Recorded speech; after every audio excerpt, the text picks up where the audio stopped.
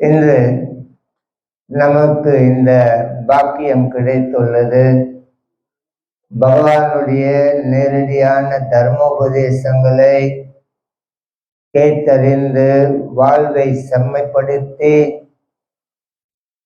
அமைதியும் ஆனந்தமும் பெற்று உலகத்தினிலே வாழ்ந்து பகவானுடைய திருவடியை பெறுவதற்கு நமக்கு இந்த அரிய வாய்ப்பு கிடைத்திருக்கின்றது.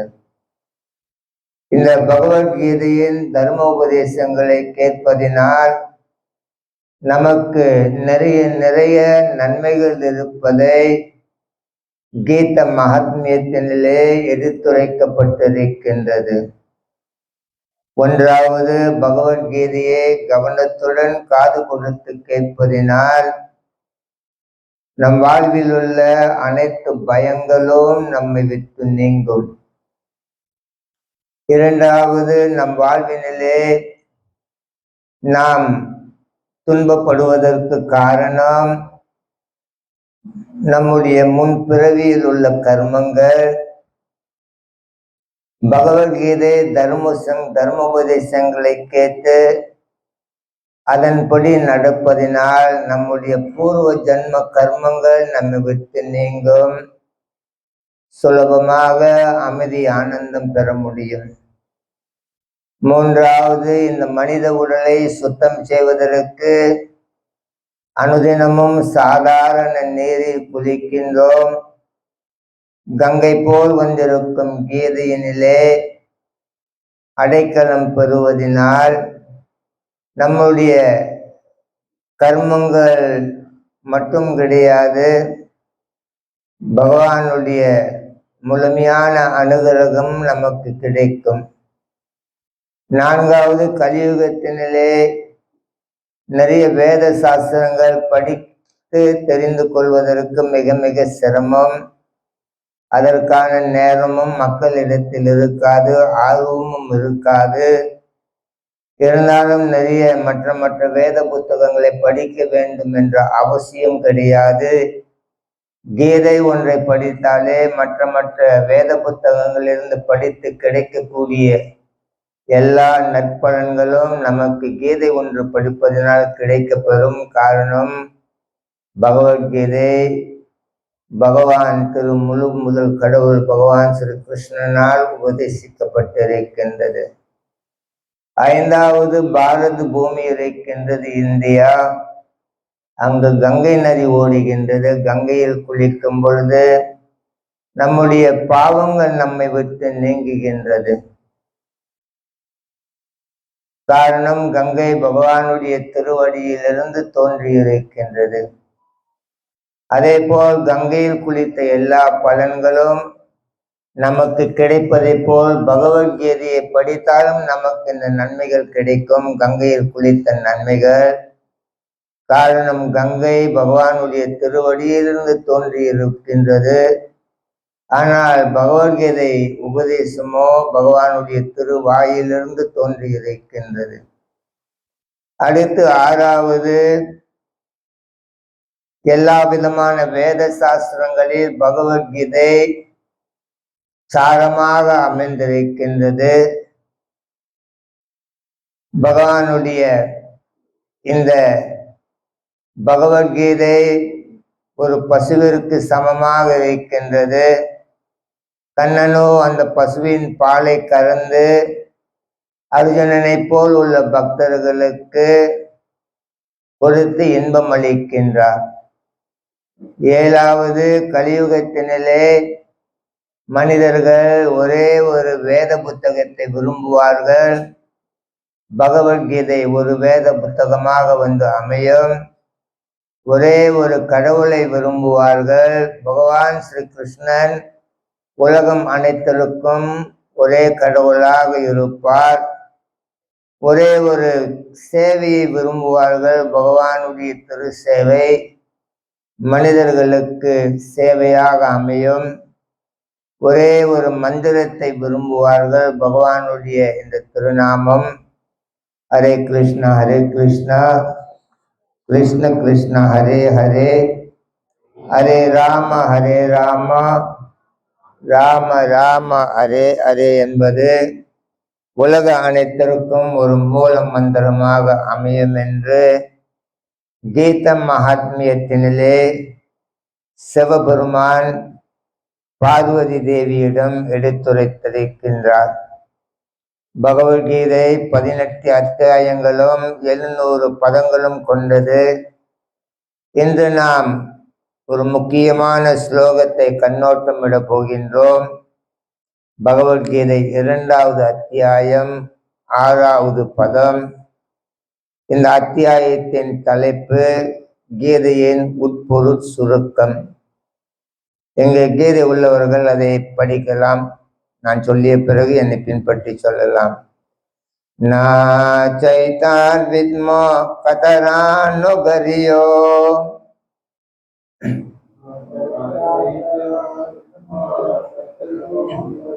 நா சைதான் வித்மா கதரானு கரியோ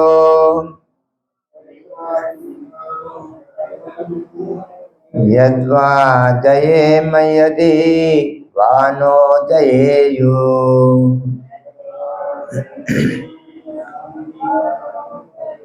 யத்வா ஜயேம யதி வானோ ஜயேயு.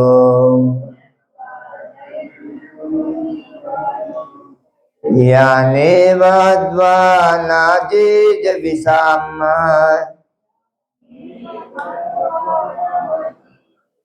யானேவத்வா நாஜிஜ விசாம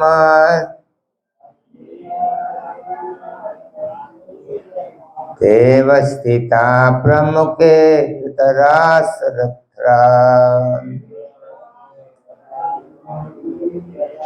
தேவஸ்திதா பிரமுகே தராசரஸ்ரா.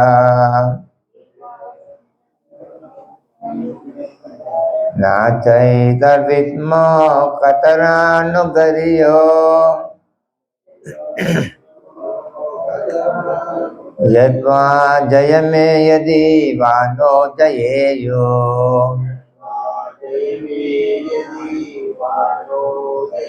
யானேவத்வா நாஜிஜி விசாம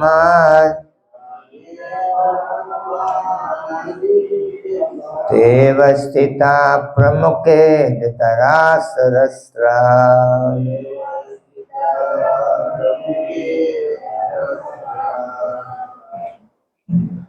யாராவது படிக்கலாம்.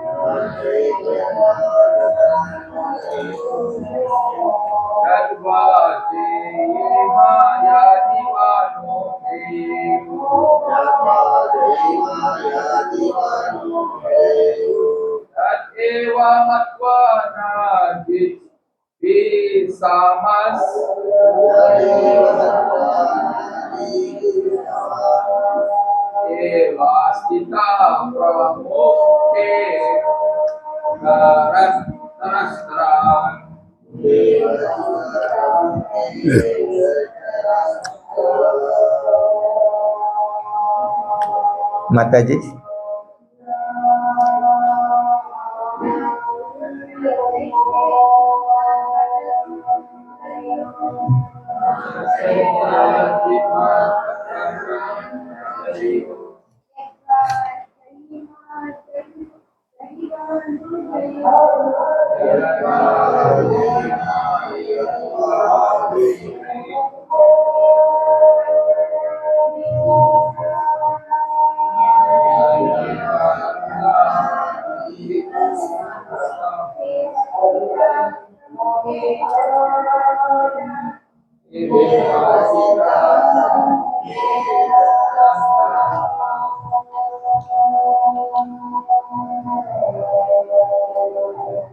ந இல்லை, ச மேலும், ஏதத் இந்த, வித்ம அறிவோம், கதரத் எது, ந நாம், கரியா சிறந்தது, யத் எது, வா இரண்டில், ஜயமே நம்மை வெல்லுதல், யதி அதுவாகில், வா அல்லது, நா நாம், ஜயேயோ வெற்றி கொள்ளுதல், யான் இவர்களை, ஏவ நிச்சயமாக, அத்வா கொலை புரிந்து, நா எப்போதுமே இல்லை, ஜிஜீவிசாம வாழ விரும்புவோம், தே அவர்களெல்லாம், அவஸ்திதா அமைந்துள்ள, பிரமுகே முன்னிலையில், திருதராஷ்டிரா திருதராஷ்டிரர் மக்கள். மொழிபெயர்ப்பு பொருளுரை ஆசா பக்தி வேதாந்த சுவாமி ஸ்ரீல பிரபுபதா. மொழிபெயர்ப்பு: எது சிறந்ததென்றும் நாம் அறியோம். அவர்களை நாம் வெல்லுதலா அல்லது அவர்கள் நம்மை வெல்வதா? யாரை கொன்றால் நாம் வாழ விரும்ப மாட்டோமோ அந்த திருதராசுரன் மக்களே நம் முன்பு போர் செய்ய தயாராக நிற்கின்றனரே. பொருளுரை: போர் புரிதல் சத்திரியரின் கடமையாயினும் தேவையற்ற தீவிர செயலில் சண்டை மூலமாக ஈடுபட வேண்டுமா அல்லது விலகி நின்று பிச்சை எடுத்து பிழைக்க வேண்டுமா என்பதை அர்ஜுனன் அறியாமல் இருந்தான். எதிரியை கொல்லாவிடில் பிச்சை எடுப்பதே அவன் பிழைக்க ஒரே வழி. எந்த தரப்பும் ஜெயிக்கலாமாதலால் யார் வெற்றி காண்பார் என்பதும் நிச்சயமில்லை. பாண்டவர்கள் என்னவோ நீதிக்காகவே போரிட்டனர் என்றாலும் கூட திருதராசுரர் மக்கள் போரில் உயிர் துறந்தாலும் அவர்களை இழந்து வாழ்வதும் கடினமே. இச்சூழ்நிலை அவர்களுக்கு மற்றொரு தோல்வியே. இந்த கருத்துக்கெல்லாம் அர்ஜுனன் பெரும் பக்தன் மட்டுமல்ல, மிகவும் அறிவு சான்றவனும் மனதையும் புலன்களையும் கட்டுப்பாட்டில் வைத்திருந்தவனுமாயிருந்தான் என்பதை நிரூபிக்கின்றன. அரச குலத்தில் பிறந்தும் பிச்சை ஏற்று வாழ அவன் விரும்ப முடிந்தது அவனது பற்றற்ற தன்மையை காட்டுகின்றது. அவனது குருவான பகவான் ஸ்ரீ கிருஷ்ணரின் அறிவுரைகளில் அவனுக்கிருந்த நம்பிக்கையோடு அவன் கொண்டிருந்த நற்குணங்கள் அவன் சிறந்த குணங்கள் நிரம்பிய சான்றோனாயிருந்ததை காட்டுகின்றன. அர்ஜுனன் முக்தி அடைய தகுதி பெற்றவனாயிருந்தான் என்பது முடிவு. புலன்கள் கட்டுப்படுத்தப்படாவிடில் அறிவின் தளத்திற்கும் உயரும் வழி இல்லை. அறிவும் பக்தியும் இன்றே முக்தி அடையும் வாய்ப்பும் இல்லை. உலக உறவுகளில் அவனுக்கு இருந்த அளவற்ற நல் இயல்புகளுக்கு மேலாக அர்ஜுனன் இந்த இயல்புகளிலெல்லாம் தகுதி மிக்கவனாக இருந்தான். ஓம் அஜ்ஞானதிமிரந்தஸ்ய ஞானநஞ்சனா ஸலாக்கயா சக்ஷுர் உன்மிலிதம் யேன தஸ்மை ஸ்ரீ குருவே நமः. ஸ்ரீ சைத்தன்ய மனோபீஷ்டாம் ஸ்தாபிதாம் யேன பூதலே ஸ்வயம் ரூப கதாமாயம் ததாதி ஸ்வபதாந்திகம்.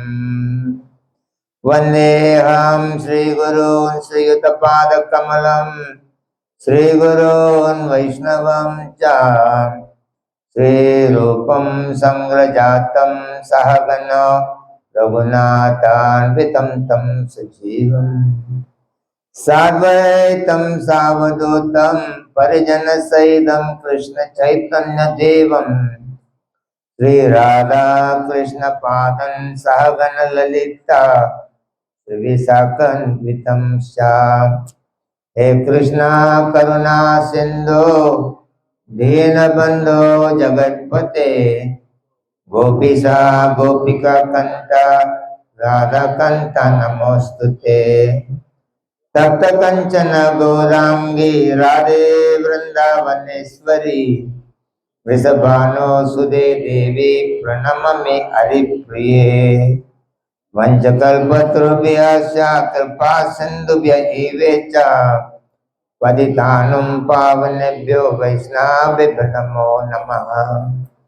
जय श्री कृष्ण चैतन्य प्रभो नित्यानंद श्री अद्वैत गदाधर श्रीवासदि गौर भक्तवृंद। हरे कृष्ण कृष्ण कृष्ण हरे हरे हरे राम राम राम हरे हरे।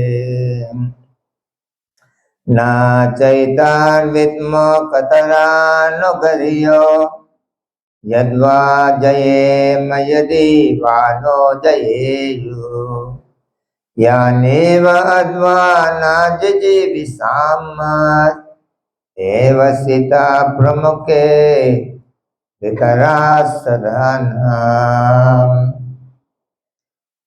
எது சிறந்ததென்றோம் நாம் அறியோம். அவர்களை நாம் வெல்லுதலா அல்லது அவர்கள் நம்மை வெல்வதா? யாரை கொன்றால் நாம் வாழ விரும்ப மாட்டோமோ அந்த திருதராஷ்டிரர் மக்களே நம் முன்பு போர் செய்ய தயாராக நிற்கின்றனரே.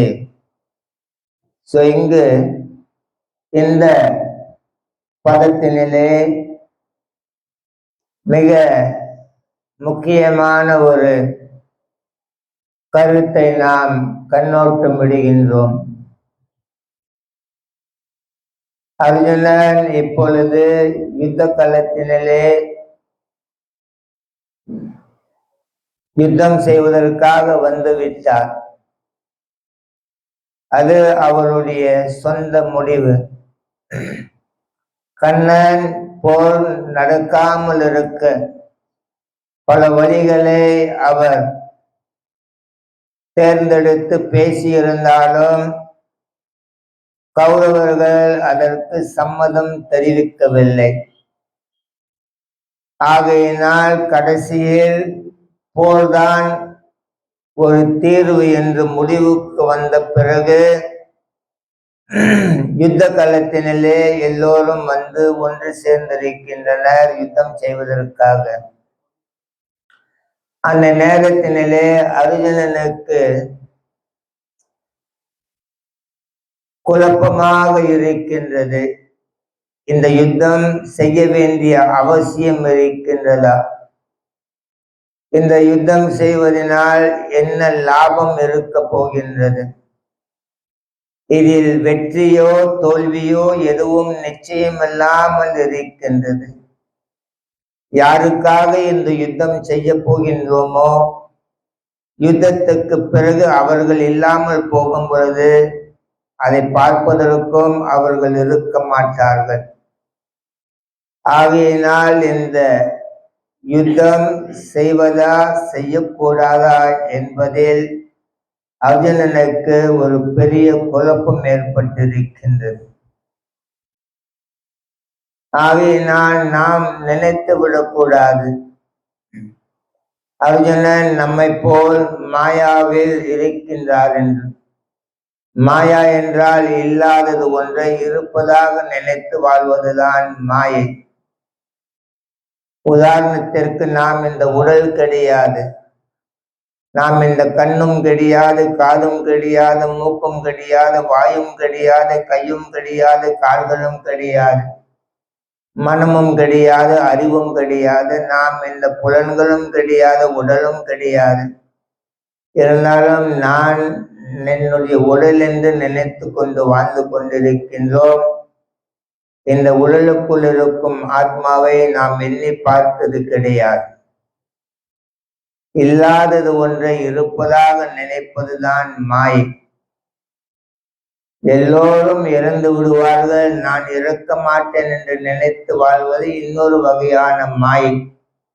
நம் கண் முன்னே எவ்வளவு பேர் இறந்து கொண்டிருக்கின்றார்கள். இருந்தாலும் இறந்தவர்களை பார்க்கும் பொழுது நாம் அவர்களின் மேல் கருணை உள்ளம் கொண்டு போய்விட்டார்களே என்று வருத்தப்படுகின்றோம். நாமும் ஒரு நாள் போகப் போகின்றோமே என்பதை மறந்திருப்பது இன்னொரு மாயை.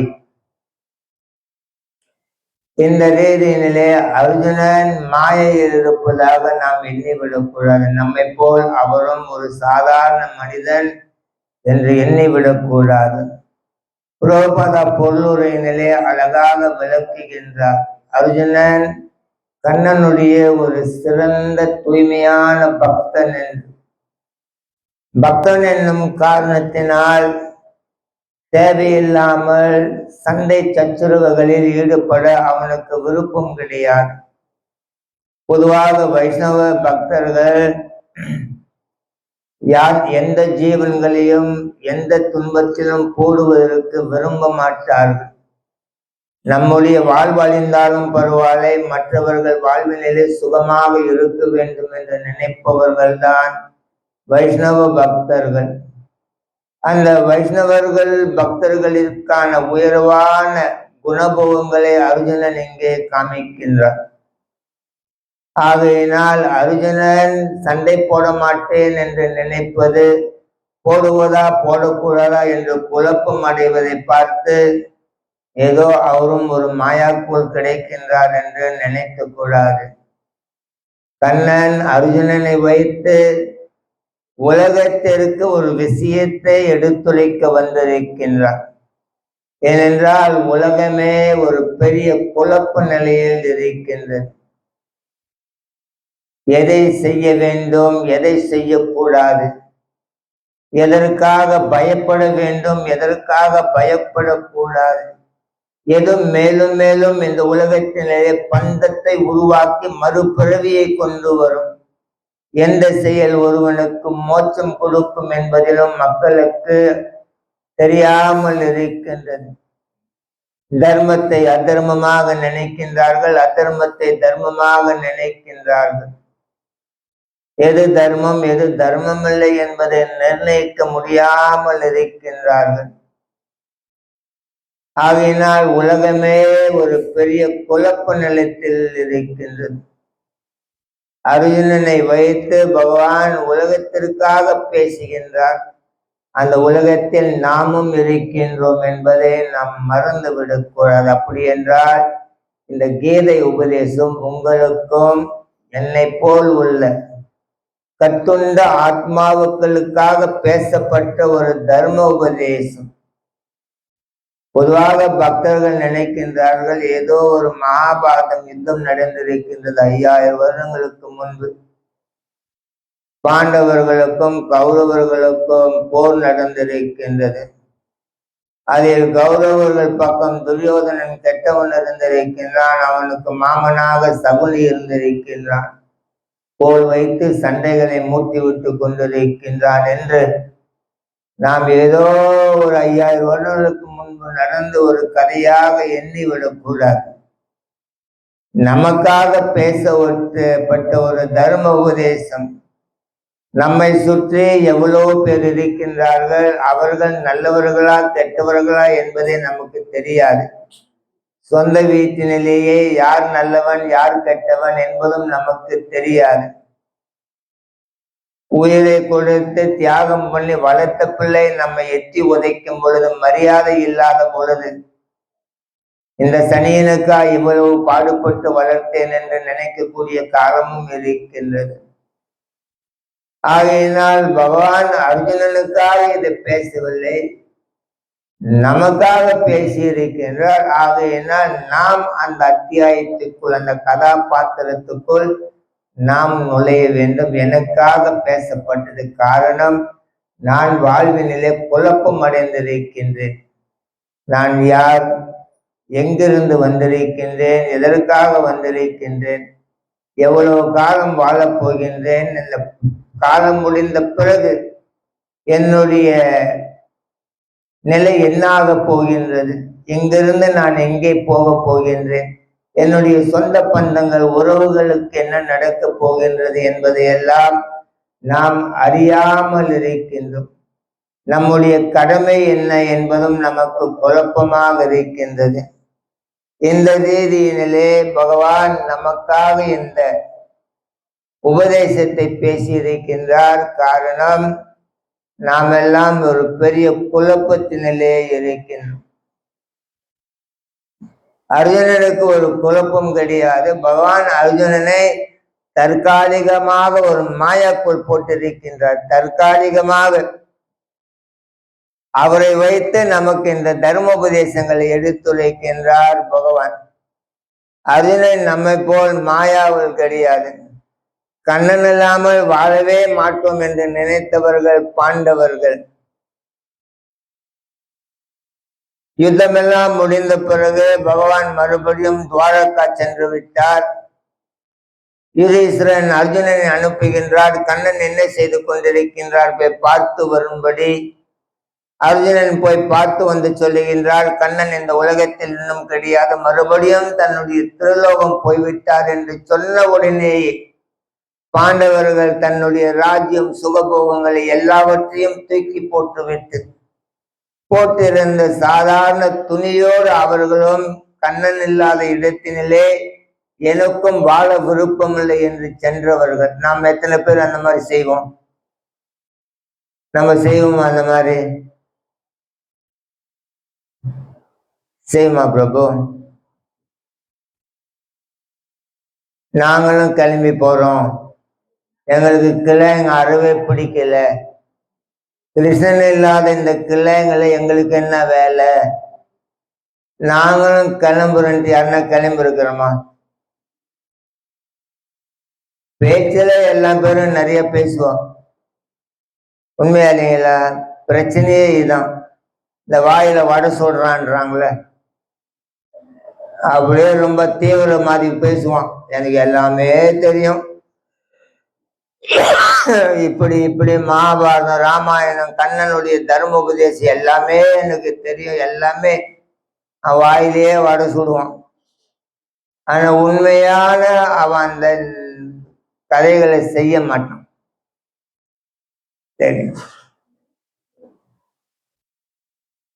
இப்ப கோயில்கள்லாம் பார்த்தீங்கன்னா நிறைய கோயில்கள் எல்லாம் காலியா கிடக்குது, உண்மையா இல்லைங்களா?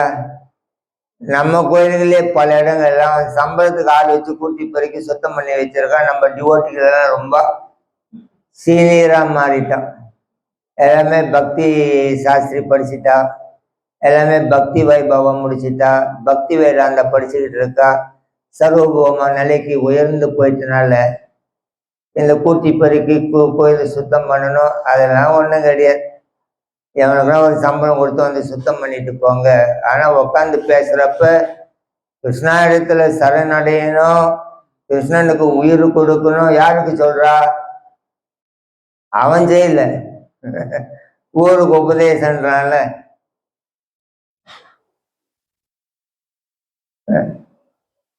ஒரு இடத்துல நான் இப்போ இடையில சைனாவில் இருந்தப்போ ஒருத்தன் கால் பண்ணி சொன்னான், மகாராஜ் நான் இந்த கோயிலுக்கு போனேன், அங்க யாருமே இல்லை, கோயில் அப்படி கலந்தது, நான் தான் போய் கூட்டி பெருக்கி சுத்தம் பண்ணிட்டு வந்தேன் நான் அப்படின்னு. நான் சொன்னேன், அதெல்லாம் நீங்க கவலைப்படாதீங்க, இன்னும் கொஞ்ச நாள்ல வந்துட்டு யாருக்குமே அந்த வேலையும் இல்லாம போயிடும். ஏன்னா இப்போதான் ஏஐ வருது, ஆர்டிஃபிஷியல் இன்டெலிஜென்ஸ் தெரியுங்கள்ல, எல்லாமே ரோபோட்டிக். நீங்க ஒரு தட்டி விட்டு அதுவே எல்லாம் செஞ்சிடும். உங்களுக்கு ரொம்ப ஸ்ட்ராங் ஆயிரும், போக போக ரொம்ப சுலபமாயிரும் பக்தி. நீங்க ஒண்ணுமே செய்ய வேண்டாம். காலையில அலாம் அடிக்குதா 3 மணிக்கு, ஒரு தட்டி விட்டீங்கன்னா அப்ப உங்களோட ஆர்டிஃபிஷியல் இன்டெலிஜென்ஸ் பண்ண வரும். அதே போயிட்டு பூஜைக்கான ஜாமான்களை தேடி எடுக்கும். அதே வந்துட்டு அகர்பத்தி கொளுத்தி அதே பூஜை பண்ணிடும். அதே போய் சமையல் அறை சமைச்சு கொண்டு வந்து அதே ஆஃபர் பண்ணும். இப்ப நிறைய இந்து கோயிலுக்கு போனா முன்னெல்லாம் ஆளுங்க மணி அடிப்பாங்களே, இப்ப யாரும் மணி அடிக்கிறா? யார் மணி அடிக்கிறா? அது ஒரு பட்டன் தட்டுனா அதே மணி அடிச்சுக்குது. இப்ப முன்னெல்லாம் வந்துட்டு மிருதங்கள் அடிப்பு யார் அடிக்கிறா? உன்னை தட்டுனீங்களா அதே அடிச்சிருது. அமெரிக்காவில் இடையில வந்துட்டு ஒரு யாகம் பண்ணான். அவங்க நினைச்சா யாகம் பண்ணும்போது சாமி வந்துட்டு செங்கல் இந்த மரக்கட்டெல்லாம் கொண்டு வந்து போட்டு தீ அடிச்சு விட்டு அவர் வந்துட்டு குடம் வச்சு இதில் வச்சு எல்லாம் பண்ணுவார். அவர் ஒரு கம்ப்யூட்டர் கொண்டு வந்தார், ஒரு தரையை போட்டாரு, கம்ப்யூட்டர்ல தட்டினாரு, தரையில வந்துட்டு அங்கே வந்துட்டு யாகம் குண்டி எல்லாமே தரைக்குள்ள கிடக்குது. ஒரு பட்டன் தட்டினாரு, நெருப்பு எரியுது, ஒரு பட்டன் தட்டினாரு, எல்லாம் போடுறாங்க அதுக்குள்ள. இவங்க போயிட்டு அந்த தரையை 3 தடவை சுத்திட்டு வந்து உட்காந்துடணும், அவ்வளவுதான், யாகம் முடிஞ்சது. அவனையே அவன்கிட்ட கவலைப்படுறீங்க, கோயில் சுத்தம் பண்ண ஆள் இல்லை, அது இல்லை. அதெல்லாம் நம்ம ஆர்டிபிஷியல் இன்டெலிஜென்ஸுக்கு நம்மளை தயார்படுத்திக்கிட்டு இருக்கோம்.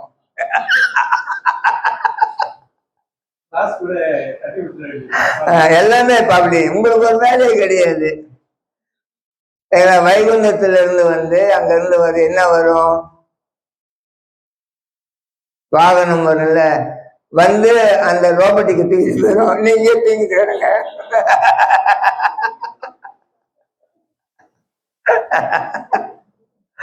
எல்லாமே வாயில வடை சுட்டுக்கிட்டு இருக்கான்.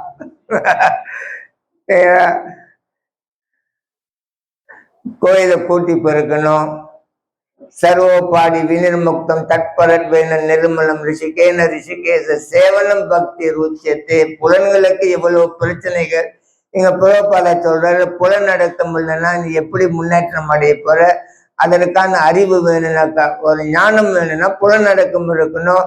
ஞானமும் பக்தி இல்லாம நீ எப்படி பகவான் இடத்துல திரும்பி போக போற?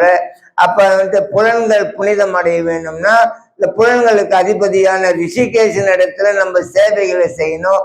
அதற்காக ரூப கோஸ்வாமி 64 சேவை அங்கங்களை கொடுத்திருக்கிறார். கோயிலை கூட்டி பெருக்கணும், பகவானுக்காக சமைக்கணும், பாத்திரங்களை கழுவணும். நம்ம சேர்ந்த காலத்துலாம் ஹரிகிருஷ்ணா வந்தப்ப 1985 நாங்க வந்தப்பெல்லாம் ஒரே ஒரு வேலை தான், பாத்திரங்கள் இருக்குங்கல்ல, மங்கப்பான பாதங்கள்லாம் கழுவணும். சாட்டர்டே சண்டே ஞாயிற்றுக்கிழமை ஃபீஸ்ட் வைப்பா, முடிஞ்சிட்டு எல்லாம் சாப்பிட்டு கழிடுவா. ஒரு 10 மணிக்கு உட்காருவோம் கழுவுறதுக்கு. காலையில 1 மணி வரைக்கும் எல்லாத்தையும் தேய்ச்சி கழிவு எடுத்து கோயில் கூட்டி மோப் பண்ணி நாங்க வீடு திரும்பி போக மணி 2 மணி ஆயிரும் காலையில. அந்த காலத்துல வந்தவங்க எல்லோரும் என்ன செஞ்சாங்க? கோயிலை கூட்டினாங்க, மோப் பண்ணாங்க, பானை பாத்திரங்களை கழுவி விட்டாங்க, எல்லாமே செய்தா. இப்போ உள்ள பக்தர்கள் என்ன செய்யறா? கையில வந்துட்டு ஒரு நோட்டு புக்கு கொண்டு வர்றாங்க. எல்லாமே வந்துட்டு பெண்ணாத்துல உக்காந்துட்டா, பக்தி சாஸ்திரியில உக்காந்துட்டா, பக்தி வைபாவில் உட்காந்து. எல்லாமே நல்லதுதான், படிக்கணும். ஆனா வாயிலே வடை சுட்டினா அங்க பசிக்கு என்ன செய்வேன்? நீ படிச்சதை வந்துட்டு நீங்க பயிற்சி செய்தாதானே அதுக்குள்ள அனுபவம் நமக்கு வரப்போகுது. அந்த ரீதியில பிரபுபாதா சொல்றாரு, big big big big belly, big big monkey, big big belly, Ceylon jumping, மெலன்கோலின்ட்டு. அப்படின்னா பெரிய பெரிய உடல் வாய்ந்த குரங்குகள், பெரிய பெரிய குரங்கு, பெரிய பெரிய வயிறு. சிலோனை தாண்டி போங்கன்னா ஒரே ஒரு குரங்கு தான் தாண்டி இருக்கு, மற்றதுலாம் வயிற்று தள்ளிட்டு சும்மா உட்காந்துருக்குன்ற. அது நம்மளோட நிலைமை. கோயிலுக்கு போனீங்கன்னா 1 2 பேர் தான் எல்லா வேலையும் செய்யறான். அவங்க கூட்டுறா, பெருக்கிறா, சமைக்கிறா, எல்லாமே செய்யறா. மற்றவங்க என்ன செய்யறாங்க? Big big monkey, big big belly, Ceylon jumping, melon கொல்லி. அப்ப உனக்கே அவ்வளவு பெரிய வயிறுன்னு கேட்கிற பிரபுபாதா. உனக்குதான் ஒண்ணுமே செய்ய முடியல, உனக்கே அவ்வளவு பெரிய வயிறு. சோ இந்த ரீதியில பக்தி இல்ல மனிதர்கள் இடத்துல. அவங்க நினைக்கிறா நான் குரு திருத்தி எடுத்துட்ட பிறகு நான் வந்துட்டு சக்சஸ், என்னுடைய பக்தி வாழ்க்கை முடிஞ்சது, நான் இப்ப பகவானோட வாகனத்துக்காக வெயிட் பண்ணிக்கிட்டு இருக்கேன், வந்த பிறகு நான் ஏறி கிளம்பிடுவேன். அவங்களுக்கு தவறான ஒரு புரிந்துணர்வு. குரு தேர்ச்சி எடுத்துட்ட பிறகு எல்லாமே இங்க முடிஞ்சது. அது தவறான ஒரு புரிந்துணர்வு. பக்தியை செய்யறதுக்காக தேவைப்பட வேண்டிய அறிகுறிகள் தான் குரு தேர்ச்சை. முதல்ல 20 விஷயங்களை செய்துட்ட பிறகுதான் அவனுடைய பக்தியை ஆரம்பம். ஒன்றாவது என்ன? ஒரு குரு இடத்துல அடைக்கலம் பெறணும். ரெண்டாவது அவர் இடத்துல இருந்து குரு தேர்ச்சி எடுக்கணும். மூன்றாவது பணிவன்போடு அவருக்கு சேவை செய்யணும். நான்காவது அவருடைய கட்டளைகளை மீறாம இருக்கணும். ஐந்தாவது ஆத்ம தர்மத்தை பற்றிய கேள்விகள் அவர் இடத்துல கேட்கணும். ஆறாவது இந்த உலக இன்ப ஆசைகள்ல இருந்து விடுபெறணும். ஏழாவது பல புனித ஸ்தலங்கள் இருக்கு, அதை பார்க்க போகணும். இம்மாதிரி 10 விஷயங்கள் எடுக்கணும். பிறகு 10 விஷயங்கள் விடணும். பக்தர்கள் அல்லாதவர்களுடைய சங்கத்தை விடணும், உறவை. தனக்குள்ள பெரிய பெரிய ஆசைகளை விடணும். நிறைய சீடர்களை உருவாக்கணும் என்ற ஆசைகளை விடணும். பகவானுக்கு சம்பந்தம் இல்லாத கதைகளை படிக்கிறத விடணும். முகுணங்களால் உருவாகும் விஷயங்களில் ஈடுபடாம இருக்க பார்க்கணும். கவலை இல்லாம இருக்கணும். இதெல்லாம் 10 விஷயங்களை விடணும். 10 விஷயங்களை எடுக்கணும். 10 விஷயங்களை விட்ட பிறகுதான் பக்தியே இப்ப பயிற்சி ஆரம்பமாக போகுது. நம்ம மக்கள் என்ன நினைக்கிறா? குரு தெரிச்சு எடுக்கிறது வரைக்கும்னா அவங்க அந்த வேலையை செய்யறான். கூட்டி பெருக்கணுமா அதன் பிறகு அவங்க என்ன பார்க்கற? நான் சீனியரு, நான் கிராஜுவேட்டு, இப்போ ஒண்ணுமே செய்ய வேண்டிய அவசியம் இல்லை. ஒரு குரங்கு 2 குரங்கு தான் பாஞ்சு எல்லா வேலையும் செய்துக்கிட்டு இருக்கு. மற்ற குரங்குலாம் நல்லா சாப்பிட்டு வயிறு வளர்த்துக்கிட்டு இருக்கு. புறப்பாடு சொல்றேன். இப்போ 2 சோம்பேறிங்க அவங்க நாட்டிலே யாரு ரொம்ப சோம்பேறின்னு தெரிஞ்சுக்க விரும்பினான் அரசன். அப்ப மன்னன் சொன்னான், இப்ப கண்டுபிடி யாருன்னுட்டு. பெரிய சோம்பேறி யாருன்னுட்டு.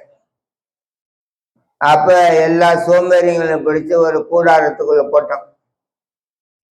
ஏன்னா இப்ப ரொம்ப பெரிய சோம்பேறினா கண்டுபிடிக்கணுமே. அந்த கூடாரத்துக்குள்ள போட்டுட்டு அவன் நெருப்பு வச்சுட்டான் உள்ளுக்கு. எல்லாம் விழுந்தடிச்சு ஓடிட்டான். 2 பேர் மட்டும் ஓடாம நிற்கிறான். அவனுக்குதான் ரொம்ப பெரிய சோம்பேறியான். அங்கிருந்து நெருப்பு தீப்பிடிச்சு எரியுது. அதுக்கு பயந்து கூட ஓடல அவனுக்கு. அவ்வளவு சோம்பேறி ஓடுறதுக்கு. அப்போ ஒருத்தர் சொன்னா, என்னோட முதுகு ரொம்ப சூடா ஆகிக்கிட்டு இருக்கேன்னா. அவன் சொன்னான், அப்படியே இந்த பக்கம் திரும்பிக்கணும். பிரபுபாட் சொல்ற, சிரமமான இந்த உலக சூழ்நிலையில எப்படி பிறப்பும் இறப்பும் என்னும் சம்சார கடல்ல இருந்து விடை பெறணும் என்பதை பார்க்காம அதுல கூட ஒரு சோம்பேறித்தனமா உட்கார்ந்து இருக்கும் பொழுது எப்படி நம்ம வைகுந்தம் போக போறோம்? மனித வாழ்வின் லட்சியமே பிரேம பக்தி. பகவானுடைய பிரேமம், அன்பை பெறணும். அந்த அன்பை பெறுவதற்கு உங்களுக்கு பிரேம பக்தி தான் நம்முடைய வாழ்வின் லட்சியம். அந்த பிரேம பக்தி பெறுவதற்கு நமக்கு பாவ பக்தி இருக்கணும். அந்த பாவ பக்தி கிடைக்கிறதுக்கு உங்களுக்கு சாதன பக்தி இருக்கணும். சாதன பக்தினா என்ன? கோயிலை பெருக்கணும், கோயிலை சுத்தம் பண்ணணும், பகவான் பாத்திரங்களை கழுவணும். இது நம்ம கோயில், நம்ம என்ன சேவை செய்ய முடியும், சேவை செய்ய முடியும், சேவை செய்ய முடியும். இதை நம்ம புரிஞ்சிக்காம நம்ம சும்மா உக்காந்துட்டு போனோமா, எப்படி நம்ம புலன்கள் புனிதம் அடைய போகுது? கை காலெல்லாம் பகவானோட சேவைக்குள்ள ஈடுபடுத்தினமே. அந்நியா பிலாசித்தா சுன்யம் ஞான கர்மாடி அனாவிரத்தம் அனுகுல்யேன கிருஷ்ணேன சேவனம் பக்தி ருச்சி. அனுகூலமா கிருஷ்ணனுக்கு ஆசைப்படுற மாதிரி என்ன செய்யணும்? உங்க ஆசை மாதிரி கிடையாது. கிருஷ்ணனுக்கு எது செய்தா கிருஷ்ணனுக்கு விருப்பமா செய்யலாம். கம்சனும் செய்தான். கம்சனும் கிருஷ்ணனை மறவாமல் பல காரியங்களை செய்யறான். ஆனா கிருஷ்ணனுக்கு அனுகூலமா செய்யல, சாதகமா இல்லை, கிருஷ்ணனுக்கு எதிர்ப்பா செய்யறான். அப்ப நம்ம கம்சன் கிடையாது, நம்ம பகவானுடைய பக்தர்கள். அப்ப பகவானுக்கு அனுகூலமா பகவான் விரும்புறபடி எது செய்யணும் அது பக்தர்கள் நல்லா கத்துக்கணும். சும்மா போயிடக்கூடாது. முழுமையான ஒரு நல்ல பலன் நமக்கு கிடைக்கணும் இந்த பக்தி மார்க்கத்துலனா, நம்முடைய உடல், நம்முடைய புலன்கள், நம்முடைய உணர்வுகள் எல்லாவற்றையும் கிருஷ்ணனுடைய சேவையில நம்ம ஈடுபடுத்தணும். அப்படி நம்ம ஈடுபடுத்தும் பொழுது நமக்குள்ள இந்த குழப்பங்கள் எல்லாம் நம்மளை விட்டு நீங்கும். இதுதான் அதனுடைய புரோபாட் சொல்றார். உன்னுடைய அறிவும் பக்தியும் இயங்கும் பொழுது பகவானுடைய திருவடியை நீ பெற முடியும் என்பது. ஆகையினால கலியுகத்துல மக்கள்கள் பொதுவா நிறைய பெரிய குழப்பத்தில் தான் இருப்பா. கலியுகத்துல ஸ்ரீமத் பாகவதத்துல 1வது காந்தத்துல 1வது அத்தியாயம் 10வது பதம். நீங்க அடுத்த வாரத்துல இருந்து இது கதையை ஆரம்பிக்கலாம். நீங்க 1வது காந்தம் 1வது அத்தியாயம் 10வது பதத்துல சௌனக ரிஷிமாரர்கள் சுத்த கோஸ்வாமி எடுத்த கேள்வி கேட்கிறார். பிரயேன பைசா சப்யா கலாவ் அஸ்மின் யுகே ஜன மண்டா சுமண்ட மதையோ மண்டா அபாகிய உபாதிரித்தம். பொதுவாக இந்த கலியுகத்தினிலே மனிதர்களுடைய வாழும் ஆயுள் காலம் குறைந்திருக்கும். 2 பேர் ஒன்று சேர்ந்தாலே சண்டை சச்சரவுகள் இருக்கும். பொதுவாக மனிதர்கள் தேவையெல்லா வழியினிலே கெட்ட வழியினிலே வழிநடத்தப்படுவார்கள். 3வது 4வது மனிதர்கள் மிக மிக சோம்பேறிகளாக இருப்பார்கள். 5வது மனிதர்களுக்கு எல்லா சுகபோகங்கள் இருந்தாலும் எப்பொழுதும் மனம் குழப்பத்துடன் இருப்பார்கள். 6வது மனிதர்கள் அபாக்கியசாலியாக இருப்பார்கள். கலியுகத்தில் மனிதர்களுக்கு எவ்வளவு குறைபாடுகள் இருக்கும் பொழுது மனிதர்கள் வேத புத்தகங்களை அறிந்து அவை எல்லாவற்றையும் அவர்களால் செய்வது மிக மிக சிரமம். ஆகையினால் அதனுடைய சாரத்தை எனக்கு எடுத்து சொல்லுங்கள். எதை ஒன்று செய்தார்கள் என்றால் எல்லா நன்மைகளையும் பெற முடியும் என்பது எனக்கு எடுத்து சொல்லுங்கள் என்று சௌனக ரிஷி நைமசரண்ய வனத்தினிலே சுத்த கோஸ்வாமியிடம் இந்த கேள்வி கேட்கின்றார்கள். ஆகையினால் அடுத்த வாரத்தில் நீங்கள் அதிலிருந்து ஆரம்பிக்கலாம். எவ்வளவு குறைபாடுகள் மனிதனிடத்தில் இருக்கின்றது. நாம் குழம்பி போயிருக்கின்றோம். எவன் நல்லவன், எவன் கெட்டவன், எவன் பேச்சை நம்புவது, எவன் பேச்சை நம்பக்கூடாது. இந்த வளர்த்த பிள்ளையே நம் மார்பு எட்டி உதைக்கும் பொழுது அதை விட வேதனை இந்த உலகத்தில் என்ன இருக்கின்றது? எவ்வளவு குழப்பம் இந்த இடத்தினிலே. நான் இந்த வேலைக்கு போக வேண்டுமா, போகக்கூடாது? அவனிடம் பேச வேண்டுமா, பேசக்கூடாதா? இந்த கல்யாணத்திற்கு நான் சம்மதம் தெரிவிக்க வேண்டுமா, தெரிவிக்க கூடாது? எல்லாமே நம்ம ஒரு பெரிய குழப்பத்துல இருக்கிறோம். அர்ஜுனன் வந்துட்டு இப்ப என்ன செய்யறாரு? குழப்பத்துல இருக்கிறார். அடுத்து என்ன செய்யறாரு? அடுத்த பதத்துல சொல்லுவார். கார்பண்ய தோச பகத்தா சுவாவ பிச்சம் தோம் தர்ம சமூக சேத்தா. கிருஷ்ணா, நான் குழம்பி போயிருக்கிறேன். எது நல்லது, எது கெட்டது, எது தர்மம், எது தர்மம் இல்லை எனக்கு தெரியல. உன்னிடத்துல நான் சரணடைகிறேன், எனக்கு புத்திமதி சொல்லுன்ட்டு அர்ஜுனன் எங்க சரணடைகிறாரு? பகவான் இடத்துல. இப்ப நம்ம குழப்பம்னா என்ன செய்வோம்? எங்க போய் கேட்போம்? எங்கம்மா ஓடுவோம்? நம்ம கிருஷ்ணன் இடத்துல ஓடி வருமா? கண்ணா, குந்தி தேவி ஓடியாடுறால, இப்பதான் சந்ததான் சாஸ்வா தாத்ரா தாத்ரா ஜகுடே. கண்ணா, மறுபடியும் துன்பம் வந்தா பரவாயில்ல, நீ என்னை விட்டு போயிடாதுன்றால அங்கதான் ஓடியாடுறா.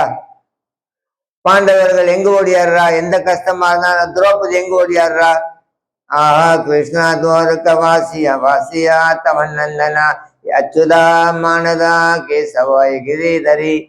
பிருந்தாவனத்துல கோவர்தன மலையை தூக்கி பக்தர்களை காத்த என்னை காக்க வரமாட்டியான்னுட்டு அந்த கஷ்ட காலத்துல எங்க ஓடுறா? எல்லாமே கிருஷ்ணகிட்ட ஓடிடுறா. நம்ம எங்க ஓடுறோம்? இப்ப எங்க ப்ரோ ஓடும்? நமக்கு கஷ்டம் வந்துட்டு பிறகு என்ன செய்வோம்? வேற ஓடியாடுறோமா கிருஷ்ணன் இடத்துல? என்ன செய்வோம்? போனை செக் பண்ணுவீங்க, யாரு கால் பண்ணலாம்? உண்மையா? இவனை கூப்பிடலாமா, அவனை கூப்பிடலாமா, யாரு கூப்பிட்டு என்ன கேட்போம்? அதனால பகவான் வந்துட்டு இந்த அர்ஜுனனை வச்சு நமக்காக இந்த போதனை கொண்டு வர. அர்ஜுனன் வந்துட்டு அவங்க வந்துட்டு மீன் போல, மீன் வந்துட்டு நீர் இல்லாம இருக்கார். புரியுதா பிரபு? அது துடிக்கும் நீர் இல்லைன்னா. பாண்டவர்கள் கண்ணன் இல்லாம இருக்க மாட்டோம், துடிக்கிறா. கண்ணன் இல்லாத இடத்துல நானும் இருக்க மாட்டேன்ட்டு எல்லாம் வந்துட்டு காலி பண்ணி கிளம்புறேன், அந்த உலகத்தை விட்டே போறான். அப்ப அவருக்கு ஏன் பகவான் வந்துட்டு தர்மோபதேசம் செய்யணும்? அவருக்கு செய்யல, நமக்கு செய்யணும். நம்ம தான் ஒழுங்கு இல்லையே, பக்கத்துல கூப்பிட்டு வச்சா பாதியிலே ஓடிடுவோம், தர்மோபதேசம் பாதியிலேயே. அர்ஜுனனுக்கு அந்த பக்தி இருக்கிறதுனால எவ்வளவு சிரமமான சூழ்நிலை இருந்தாலும் பக்கத்திலே உட்காந்து கேட்டுக்கிட்டு இருக்காரு. நம்ம கஷ்டம்னா என்ன செய்வோம்? போடா நீயும் உன்னுடைய அறிவுரையும் கண்ணு ஓடிடுவான். அதனால பகவானுக்கு அர்ஜுனனை வச்சு நமக்காக பேசிக்கிட்டு இருக்காரு. அதனால ஏதோ அர்ஜுனனுக்கு சொன்னது மாதிரி நினைக்காம நமக்காக பகவான் சொல்லி இருக்கிறாரு. குழப்பமா இருக்கு எல்லாம் கதையும். இப்ப என்ன செய்யணும்? அர்ஜுனன் எப்படி கிருஷ்ணன் இடத்துல சரணடைஞ்சானோ அதே மாதிரி நம்ம சரணடைவோம்.